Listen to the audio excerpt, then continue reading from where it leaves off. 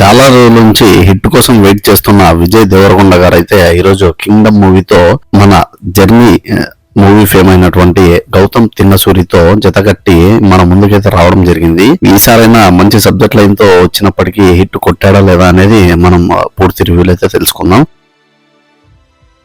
So dive into the review. ముందుగా story విషయానికి వస్తే ఇది ఎప్పట్లాగే ఇద్దరు అన్నదమ్ములు ఉంటారు. వాళ్ళ ఇద్దరు మధ్య కొన్ని అనుకోని సంఘటనల వల్ల అన్న ఇంటి నుంచి దూరం అవ్వాల్సి వస్తుంది. అలా వెళ్లిన శివ అనే విజయ్ దేవరకొండ వాళ్ళన్న 18 సంవత్సరాల పాటు ఎక్కడున్నాడు, తను ఏం చేశాడు అని చెప్పేసి మూవీ యొక్క స్టోరీ అన్నమాట. సో తన్ని వెతుక్కుంటూ వెళ్లిన విజయ్ దేవరకొండకి ఫైనల్ గా వాళ్ళ అన్న దొరికాడా లేదా, అసలు వాళ్ళ అన్న బ్యాక్ డ్రాప్ నేపథ్యం ఏంటి, అక్కడ శ్రీలంకలో అడుగు పెట్టినటువంటి ఒక ఆపరేషన్ మీద విజయ్ దేవరకొండ ఎదుర్కొన్న పరిస్థితులు ఏంటి, అసలు ఆ కింగ్డమ్ కి తను రాజుగా ఎలా మారాడు, ఇది అన్నమాట ఓవరాల్ గా స్టోరీ పాయింట్ అయితే. సో ఈ స్టోరీ లైన్ కొంచెం రొటీన్ గా ఉన్నప్పటికీ అసలు అక్కడ ఉన్న సెటప్ గానీ, అక్కడ ఉన్న ఎన్విరాన్మెంట్ గానీ, ఆ స్మగ్లర్ల గ్యాంగ్ గానీ, ఇటువంటి ఒక స్క్రీన్ ప్లే, ఒక మంచి గ్రిప్పింగ్ స్క్రీన్ ప్లే అయితే గౌతమ్ తిన్నసూరి గారు ఈసారి విజయ్ ని సక్సెస్ ట్రాక్ ఎక్కించడానికైతే చాలానే కష్టపడాల్సి వచ్చింది. సో దీనికి తోడు మన విజయ్ దేవరకొండ గారి పర్ఫార్మెన్స్ అయితే అల్టిమేట్ గా ఇచ్చి పడేశాడు కాబట్టి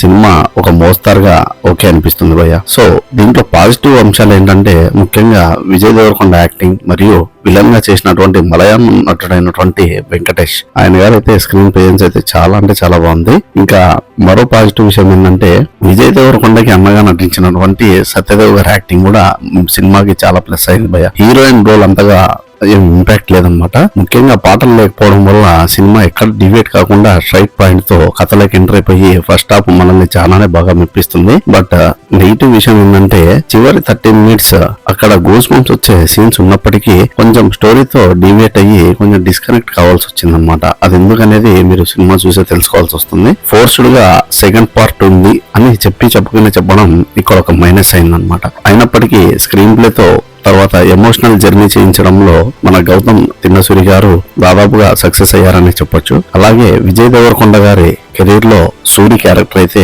one of the best character గా నిలిచిపోయే అవకాశాలు అయితే చాలానే ఉన్నాయి. ఇంకొక పాయింట్ ఏంటంటే అనిరుద్ధ్ గారి మ్యూజిక్ బీజిఎం అయితే సినిమాను వేరే లెవెల్లో నిలబెట్టింది భయ్య. సో ఆ బీజిఎం కూడా సినిమాకి ప్లస్ అయింది కాబట్టి. బట్ అక్కడ ఏంటంటే ఆ మైనస్ అనేది పెద్దగా లేకపోయినప్పటికీ ఆ డీవీ సెటప్ ఎందుకు అసలు విజయ్ దేవరకొండనే అక్కడికి ఎందుకు వెళ్లాల్సి వచ్చింది, ఇలాంటి కొన్ని డివేట్ అయ్యే పాయింట్స్ ఇంకా కొంచెం స్టోరీ టెల్లింగ్ లో బాగా చెప్పింటే గ్రిప్పింగ్ గా ఇంకా బాగా అనిపించేది. ఎందుకంటే రీసెంట్ టైమ్స్ లో పార్ట్ 2 అని చెప్పేసి చాలానే పారిండా మూవీస్ అయితే అలా నిలిచిపోయాయని తెలిసింది, మనందరికీ తెలుసు అనమాట. అది అక్కడ కొంచెం ఫోర్స్ఫుల్ గా అనిపించినప్పటికీ మిగతా అంశాలన్నీ పక్కన పెడితే ఈసారి కొంచెం డీసెంట్ స్టోరీతో మంచి హిట్ కొట్టాడని చెప్పొచ్చు అనమాట. ఇది గైస్ ఇవాళ రివ్యూ.